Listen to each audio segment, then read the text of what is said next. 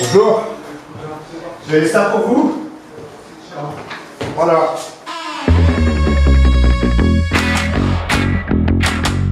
On nous a confié une mission, raconter en images 50 ans des centres sociaux.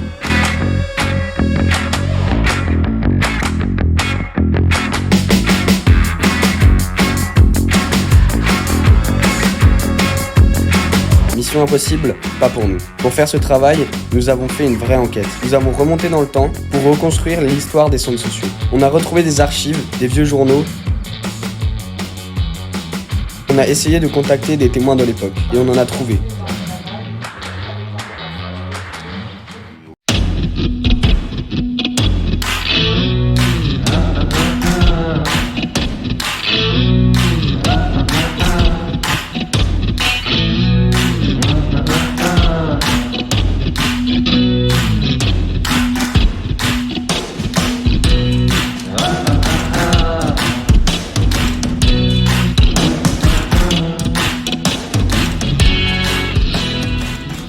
Il y avait des familles, il y avait des gamins, beaucoup de mamans travaillaient et qu'il y avait de la garde à assumer. C'est pas forcément que la demande des gens ou que la demande de l'encadrement institutionnel, mais aussi un intérêt de certains organismes pour le vivre ensemble.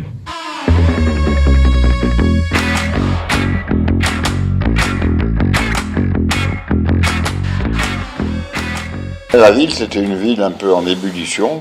Elle changeait à un rythme soutenu. Le centre social qui existait alors avait tout pour aider les gens à s'insérer dans la ville, à se connaître les uns les autres, à se regrouper. Et l'idée avait été lancée de regrouper un certain nombre de gardiennes d'enfants dans une structure administrative. C'était important pour mes familles de savoir que les nourrices à qui elles confiaient leurs enfants étaient encadrées, notamment par un pédiatre, mais surtout par les infirmières puéricultrices. Et c'était tout à fait enrichissant.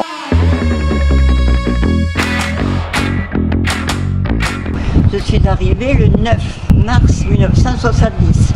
Alors ça c'était pas du tout comme ça. Je suis dans l'émotion, ça me remet des années en arrière, des années qui ont été très agréables. C'était comme une famille recomposée. J'ai développé certainement le sens social que je devais avoir un peu quand même, mais j'ai dû bien le développer ici, et ce qui a fait qu'après j'ai voulu être assistante sociale. Oui, entrez. Coucou! Oh, Marie-Hélène! Oh là là, mais il y a longtemps que je t'ai pas vue, quel bonheur de te retrouver. Je me rappelle du temps du bénévolat, l'accompagnement scolaire. Toujours très bien reçu, merci Marie. Quoi de neuf alors? Eh bien écoute, regarde, j'ai retrouvé des photos, des bons moments, c'était différent. Son prénom. C'était François Caillette qui était bénévole au CRM à l'époque à Velette, à l'atelier informatique, quand ça a débuté. En fait, là c'était au tout début, ouais. Voilà.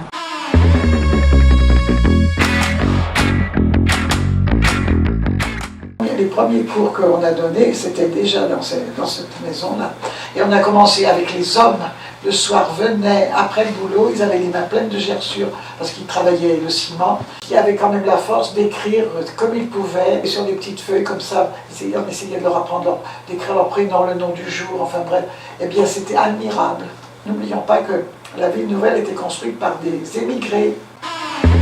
Une fête de Noël, hein. Ouais. Une fête de fin d'année. Oui, on était déguisés en randonneurs avec des capes de pluie, des carouettes. Puis des chaussures, des chaussettes. Oui, on chantait l'alphabet scout. Un jour la troupe campa.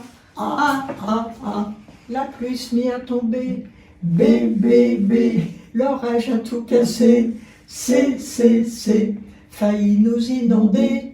A, B, C, D. J'ai trouvé une forme de rencontre, de partage, de convivialité. J'ai l'impression que je leur ai laissé une trace, mais elles m'ont laissé une trace profonde aussi, par leur bienveillance, leur bonne humeur. On a fait quand même, on a chanté, on a dansé. Je pense qu'elles se trouvaient bien, et moi-même je me trouvais bien. Et j'y trouve encore mon compte, puisque j'y suis encore. comme c'est de l'apprentissage du français, c'est quand tout d'un coup un stagiaire a compris quelque chose, il est tout content et là on se dit oh, super, j'ai réussi. Ou bien quand quelqu'un vient vous dire merci, parce que ça lui a permis de remplir un papier, d'aller rencontrer quelqu'un. Des petites choses comme ça qui font que c'est génial.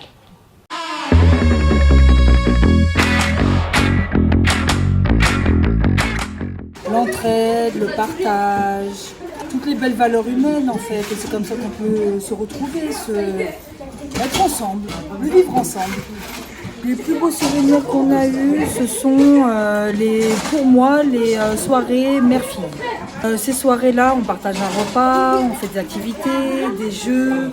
Ça dépend des thèmes de la soirée, ça change. Même des fois, on va en extérieur, on va sur la ville de Lyon. Et en fait, on partage avec les enfants, avec les parents. Ça, c'est des moments précieux où on se retrouve, les mamans et les enfants. C'est vraiment le partage, de rencontrer de nouvelles personnes, de nouvelles cultures, de partager vraiment des choses fortes, de créer vraiment des liens forts avec d'autres personnes. Une soirée parents-ados, m'éclater avec ma mère et les autres parents avec leurs enfants, c'était vraiment incroyable. Pour nous, le centre social, c'était un endroit où on s'est retrouvés, avec plein de mamans, avec plein d'idées, plein de projets. Et on a pu se rencontrer comme ça et faire des choses pour nos enfants et pour nous aussi.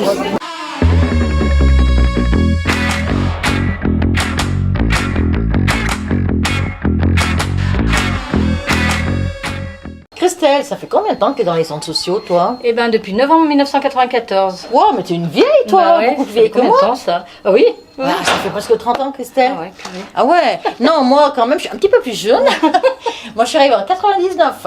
D'accord. Tu vois, hein, enfin, quand ça même. commence à dater aussi. Ça commence à dater aussi, ça nous rajeunit pas, c'est vrai. Ouais. C'est vrai, surtout que moi, j'ai commencé, tu sais, j'étais auxiliaire de périculture, hein, j'étais pas responsable de crèche tout de suite. Hein. Ouais, parce que parfois, j'ai travaillé avec toi, tu te rappelles, à Pirouette.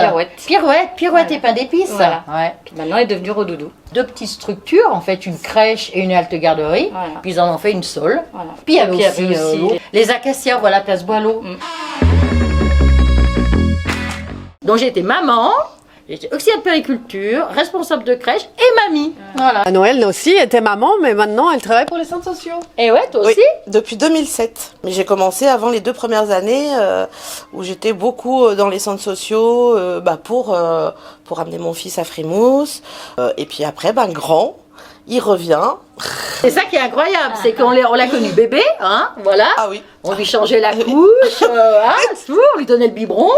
Et puis maintenant, il vient nous jouer de l'accordéon. Voilà. Hein, c'est quand même. C'est la boucle. C'est rigolo ça, c'est sympa. Alors il est où le bébé? Hugo. Eh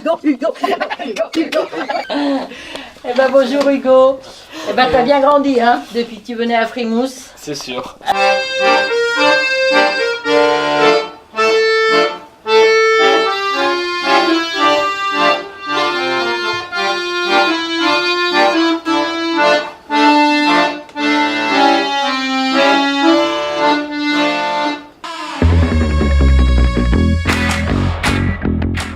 Un centre social, c'est une association où on se retrouve pour jouer et apprendre. Pour moi, c'est pour s'amuser et apprendre des choses. Le centre social nous permet de sortir pendant les vacances qu'on ne peut pas bouger avec la famille.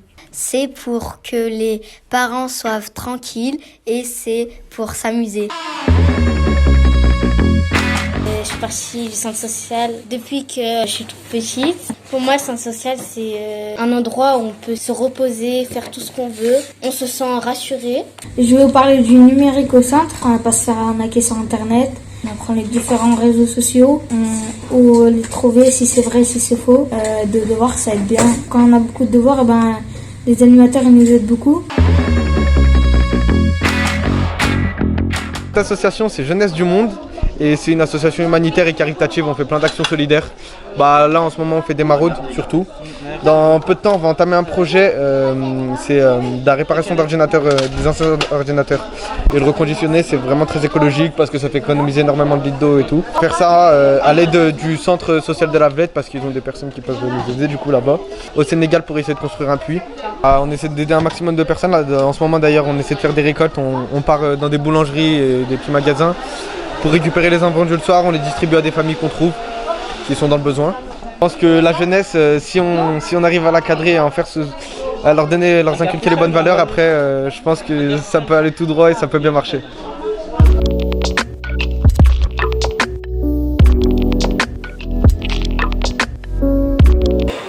Une source inépuisable de réflexion et de possibilités d'expérience.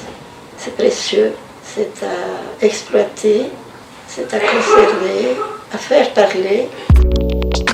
Comment tu imagines le centre dans 50 ans? Je l'imagine un peu plus rénové. Tout ce qui dérive de l'informatique et de l'Internet doit être accueilli aussi dans un centre social, de plus en plus.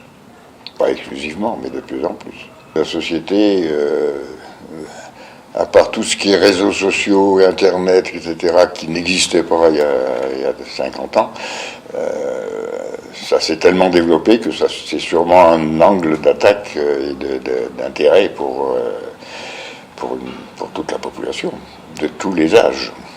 Pour moi, c'est un lieu très démocratique, parce que la pensée peut s'exercer sans contrôle, sans préjugés. 50 ans, c'est beaucoup. Je pense qu'il y aura même mes enfants au centre, ou même mes petits-enfants. Je pense que même mes enfants, ils seraient déjà devenus animateurs.